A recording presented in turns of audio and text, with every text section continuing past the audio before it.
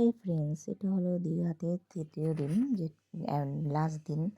তো লাস্ট দিন আমরা সকাল একদম ভোর 5টার সময় চলে গেছিলাম হলো মোহনাতে সানরাইজ দেখতে। মোহনা জায়গাটা এত সুন্দর, আমি ফার্স্ট টাইম গেলাম, বাট আমার খুব ভালো লেগেছে। মোহনা জায়গাটা খুব সুন্দর, এখান থেকে সানরাইজ খুব সুন্দরভাবে হয়।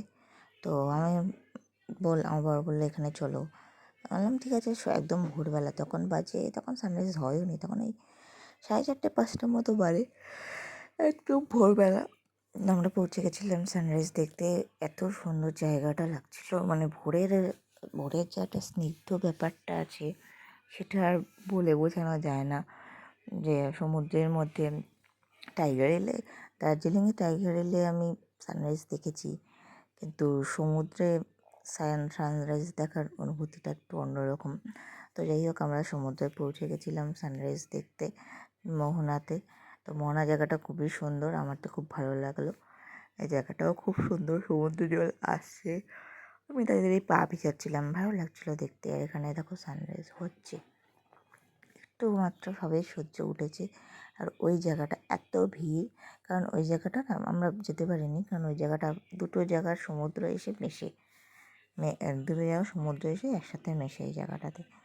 আর সানরাইজটা দেখতে এত সুন্দর লাগে, এখান থেকে মনে হয় যেন দু জায়গায় সমুদ্র এসে মিশছে, খুব সুন্দর লাগছিলো জায়গাটা দেখতে। তো অনেক দিন পর এরকম একটা সুন্দর জায়গা দেখে খুব ভালো লাগছিলো।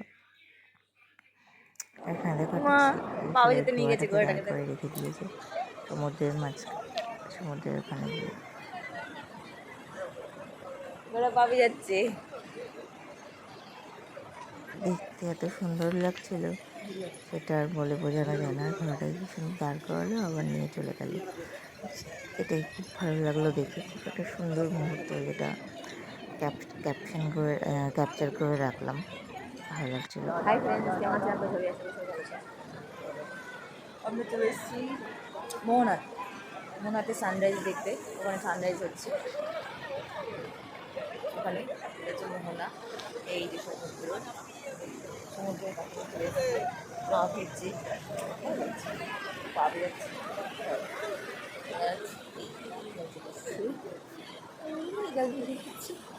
ভালো লাগছে, আর পিছনে সানরাইজ হচ্ছে, দেখুন। আপনারা সবাই দেখুন, খুব সুন্দর লাগে।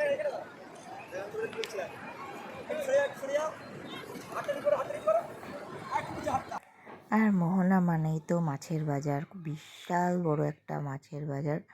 মনে হয় এত বড় মাছের বাজার আমি কোনোদিনও দেখিনি। আর এত মাছ, এখানে ভীষণ মাছ। এখানে এখন ইলিশ মাছগুলো একদম টাটকা, ইলিশ মাছ, পমফ্রেট মাছ, মানে এত মাছ আছে যেন আমি নামই জানি না যেই মাছগুলোর।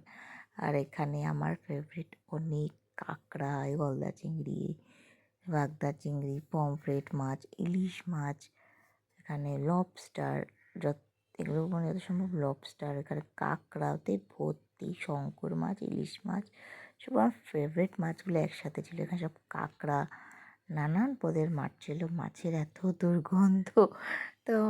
আমি পৌঁছে গেছিলাম মাছ দেখতে, ভালোই লাগছিলো। আর এটা তো অদ্ভুত একটা মাছ, আমাদের সেটা দাদা গেছিলো, সেই দাদাটা মাছটাকে ধরে নিয়ে এসেছিলো, জ্যান্ত ছিল। দাদাটা আবার ছুটতে কি অবস্থা, গিয়ে হাসতে হাসতে নিউ মাছটাকে দীঘার জলে থেকে ফেলে দিয়ে এসেছিলো। লেবু সাগরে আর চলে এটা এসেছি। আমরা চলে গেছিলাম সকাল সকাল কালকে যেখানে ঘুরতে আসলাম, নিউ আজকে আবার দীঘাতে। সেখানেই চলে এসেছি। হেঁটে হেঁটে হেঁটে নিউ হেঁটে দীঘাতে কেন অনেক রাস্তা। গেছিলাম সেটা পরে বলছি। ওটার মধ্যে উঠে একজন বসবে, আরেকজন বসবে, এই আর এমনি আছে, কি সুন্দর হাতটা দেখবি, কাল দিয়েই হেভি লাগছিল। সে বলছে ওর মধ্যে ধরা কিছু নেই, ওই ধরা কিছু নেই, টাকা নেই, ধর দেওয়া নেই, ধর তো দেওয়া কী হয়েছে, এত লোক করছে কী করতে? সুতরাং বুঝলি। আর এটা হলো নিউ দীঘাতে আমরা ব্রেকফাস্ট করেছিলাম, লুচি আলুর তরকারি, খুব সুন্দর একটা তরকারি, আর ছিল ধোসাও খেয়েছিলাম। আর আমরা লাস্ট দিন চালাচ্ছে গেছিলাম চালাচ্ছে সমুদ্রে স্নান করতে।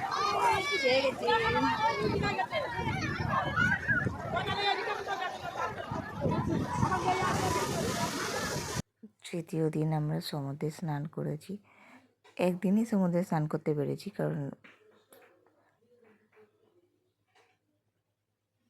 তো সুন্দর লাগছিল। আর আমার বর এখানে একটু আধটু জলে ভিজেছিল। আমি অনেকটা গেছিলাম, বুক জল অব্দি গেছিলাম, কিন্তু আমার কাছে তো আমার ছেলে ছিল।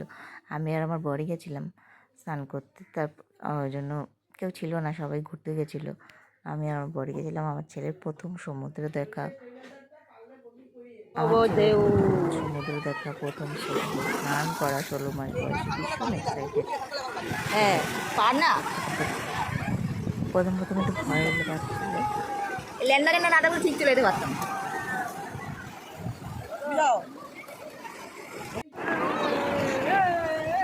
আর এখানে আমার ছেলে আমার পিসের মধ্যে পড়াশোনা উঠে চলে আসছিলাম। তখন থেকে আমার ময়দান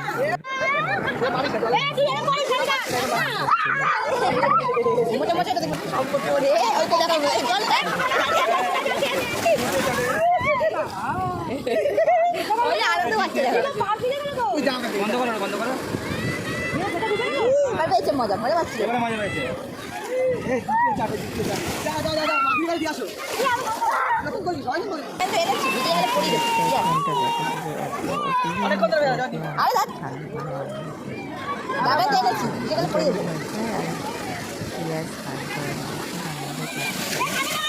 ওই জন্য ওর পিছনের কাছে দিয়ে আমার একদম নিশ্চিন্ত হয়।